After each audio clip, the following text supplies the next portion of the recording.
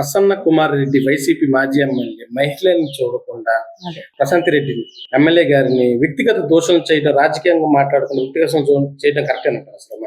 అసలు మీరు ఒక్కసారి ఆలోచించండి. మహిళలను గౌరవించాలి అని మనకి ఆది నుండి వచ్చింది. కానీ ఇప్పుడు పరిస్థితి చూసుకుంటుంటే వాళ్ళు ఓడిపోయినా అదే పరిస్థితిలో ఉన్నారు. వాళ్ళు ప్రభుత్వం అధికారంలో కూడా అదే ఉన్నప్పుడు కూడా మహిళలను కించపరచడం అనేది వాళ్ళు ప్రధాన అంశంగా ఒక ఎజెండాగా ఎన్నుకొని ప్రతి చోట అప్పటి రోజుల్లో కూడా గత ప్రభుత్వంలో కూడా ఇలాగే మహిళలు ఇష్టం వచ్చినట్లు భువనేశ్వర్ గారి దగ్గర నుంచి అప్పుడు మల్లాది విష్ణు గారు కూడా మన పంచమతి అనురాధ గారి డిబేట్ లో ఉంటే 4 పోస్తా అని మాట్లాడతాము.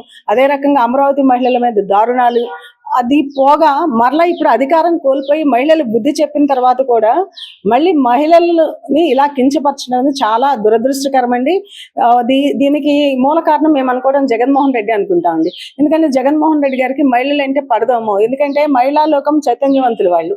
మహిళలు ఎక్కడైనా రాష్ట్రం ఆర్థికంగా అభివృద్ధి చెందాలి, సంక్షేమంగా ఉండాలి, ఆంధ్రప్రదేశ్ అభివృద్ధి చెందాలని మహిళలు కోరుకుంటారు. గత 5 సంవత్సరాల్లో కూడా ఈయన చేసే దాష్టికాలకి మహిళలు బయటకు వచ్చి వాళ్ళ గొంతు విప్పి ఇవాళ ఆయన్ని అధికారంలో లేకుండా చేసేసరికి ఆ అక్కసు ఏదైతే ఆ కుళ్ళు కుతంత్రాలు అన్ని మనసులో పెట్టుకొని ఇవాళ మరలా వాళ్ళ రాజకీయ నాయకులు ఎవరైతే ఉన్నారో వాళ్ళ నాయకులతో ఇలా ప్రోత్సహించి ఇలా మహిళల మీద కించపరిచే వ్యాఖ్యలు చేయించడం, నెల్లూరులో వేమిరెడ్డి ప్రశాంత్ రెడ్డి గారి మీద ఈ రకంగా వ్యాఖ్యలు చేయడం మీ అందరు గమనించే ఉంటారు.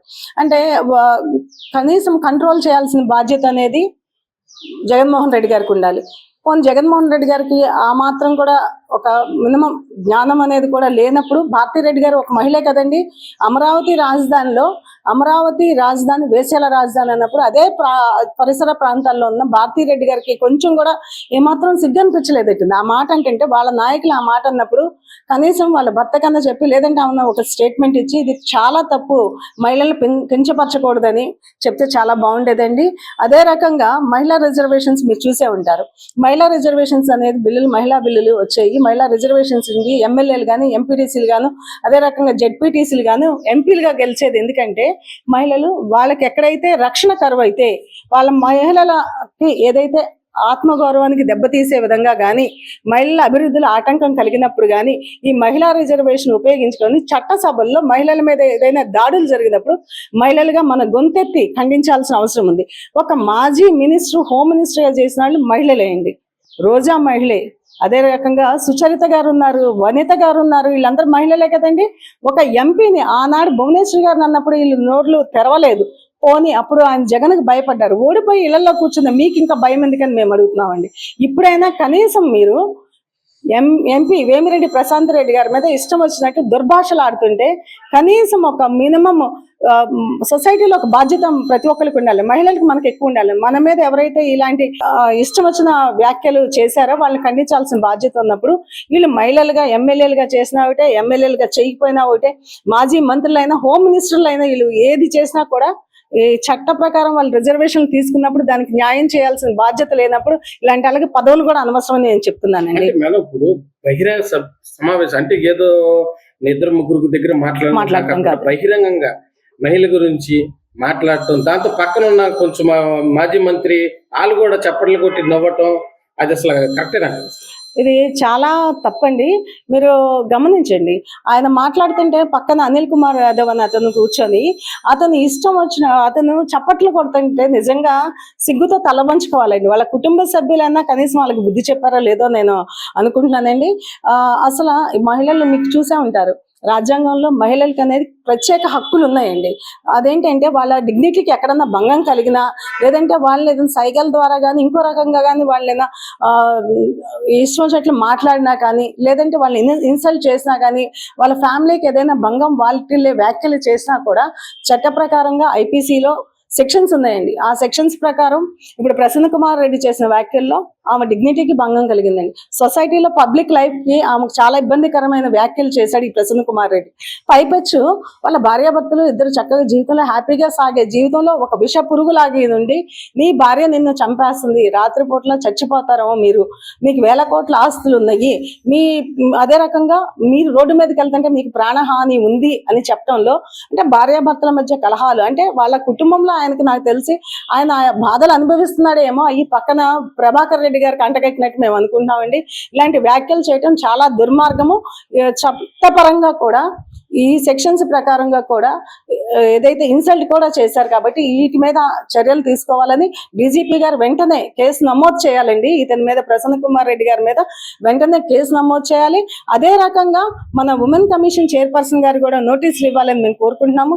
ప్రభుత్వం కూడా అండి తప్పనిసరిగా చంద్రబాబు నాయుడు గారు మహిళల జోలికి వస్తే ఊరుకోనని చెప్తున్నారు కాబట్టి ఇవాళ మహిళ ఒక ఎంపీ స్థానంలో ఉండే ఈ మహిళకి జరిగిన అన్యాయానికి రాష్ట్ర ప్రభుత్వం కూడా వెంటనే చర్యలు తీసుకోవాలని మేము మహిళలుగా డిమాండ్ చేస్తున్నాం. నేను అసలు అంత నీచంగా నేను దీనికి కట్టుబడి ఉన్నాను ఆ మాటలకి అది ఇదని మాట్లాడుతున్నాడు, దాని పశ్చాత్తాపం కూడా కనబడట్లేదు మేడం.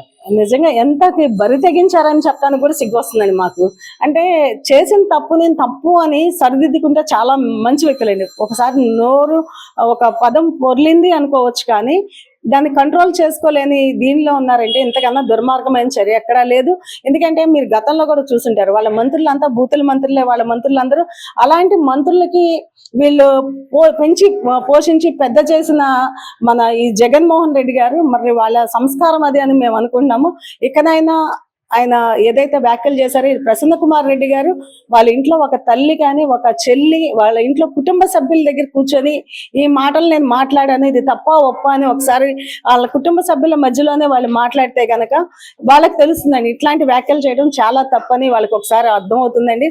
నిజంగా కట్టుబడి ఉన్నాను అంటే జగన్మోహన్ రెడ్డి గారికి కట్టుబడి ఆ మాటలు మాట్లాడుతున్నారా, జగన్మోహన్ రెడ్డి గారికి భయపడి మాట్లాడుతున్నారా, లేకపోతే వాళ్ళ పార్టీ ఏదన్నా కొంచెం ఉనికి కాపాడుకోవడానికి మహిళల్ని టార్గెట్ చేసి ఇష్టం వచ్చినట్టు మాట్లాడుతున్నారు. ఎందుకంటే ప్రజలు మర్చిపోయారండి ఈ సంవత్సర కాలంలో అసలు వైసీపీ ప్రభుత్వం ఉంది, జగన్మోహన్ రెడ్డిని మాజీ ముఖ్యమంత్రి అని కూడా మర్చిపోయిన పరిస్థితిలో ఇప్పుడు వాళ్ళ ఉనికిని కాపాడుకోవడానికి మహిళల్ని టార్గెట్ చేసుకుని ఈ రకంగా ముందుకొచ్చి వాళ్ళ ఉనికిని కాపాడుకోవడానికి మహిళల మీద దాడి చేస్తున్నారని మేము పేర్కొంటాం. వైసీపీ వాళ్ళు వచ్చిన కాడ నుండి మహిళల మీద ఎక్కువ టార్గెట్ చేసి మాట్లాడటం, కించలపరిచి మాట్లాడటం అసలు కరెక్టేనంటారు. అసలు వాళ్ళు అసలు ఉండాల్సిందే.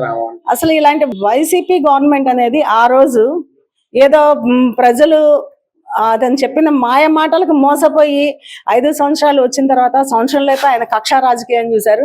నిజంగా మహిళలని ఈ రకంగా వ్యాఖ్యలు చేస్తే బుద్ధి చెప్పారండి. ఒకసారి మరలా ఇలాంటి ప్రభుత్వం రావాలని అనుకుంటారు, ఇలాంటి పార్టీ పెట్టాలి ఉండాలి అని కూడా ఎవరు అనుకోరండి. వైసీపీ గవర్నమెంట్ అనేది కేవలం మహిళల్ని హింస పెట్టే విధంగా మహిళల్ని ఇష్టం వచ్చిన దుర్భాషలాడే విధంగా ఈ వైసీపీ ప్రభుత్వం ఈ వైసీపీ గవర్నమెంట్ అప్పుడు అలాగే చేసింది ఇప్పుడు చేసింది. కాబట్టి వైసీపీ పార్టీ అనేది ప్రజలు మర్చిపోయిన పార్టీ అండి. అది భూస్థాపితం అవుతుంటే దాని ఉనికి కాపాడుకోవడానికి మహిళల్ని టార్గెట్ చేసుకొని మీలాంటి ఛానల్స్ ద్వారా ఇంకో ఛానల్స్ ద్వారా లేకపోతే ఎక్కడో పబ్లిక్ లో వాళ్ళు వాళ్ళ వైసీపీ గవర్నమెంట్ ఒక 5 సంవత్సరాల క్రితం ఉందంట, ఒక నాయకుడు ఉన్నాడని గుర్తు చేసుకోవడానికి వాళ్ళ చుట్టుపక్కల ఉన్న నాయకులు వాళ్ళ పార్టీ ప్రమోషన్ కోసం మహిళల్ని ఇష్టం వచ్చినట్టు మాట్లాడుతున్నారని మేము చెప్తున్నాం అండి. కానీ మహిళలు మీరు గుర్తు పెట్టుకోండి, అప్పుడు మహిళల్ని కించపరిచినట్టు మాట్లాడితే 11 సీట్లు ఇచ్చారండి. రేపు 11 కాదండి, 1 కాదు, భూస్థాపితం మహిళలు చేస్తారని మేము తెలియజేస్తామండి. ఇలాంటి పార్టీ నేను పుట్టి తెలిసిన తర్వాత ఈ రకంగా రాజకీయ కక్షలు కానీ ఈ రకంగా మహిళల మీద కక్షాపూరితంగా వ్యాఖ్యలు చేయటం కానీ మీరు చూసే ఉంటారు. మీరు కూడా కాంగ్రెస్ ఉంది, సిపిఎం ఉంది, సిపిఐ ఉంది, బీజేపీ ఉంది, ఎన్ని గవర్నమెంట్లు మనం చూసి వచ్చాము. కానీ ఇంత నికృష్టంగా ఇంత దారుణంగా ఇంత పనికి మాలిన పార్టీ ఏదంటే అంటే కేవలము జగన్మోహన్ రెడ్డి స్థాపించిన వైఎస్ఆర్సీపీ పార్టీ అండి. ఇది ఇలాంటి పార్టీ ప్రజలకు అవసరం లేదని మరలా మేము చెప్తున్నాము. ప్రజలు దీన్ని భూస్థాపితం చేయడానికి ముందున్నారని మేము తెలియజేస్తున్నాం.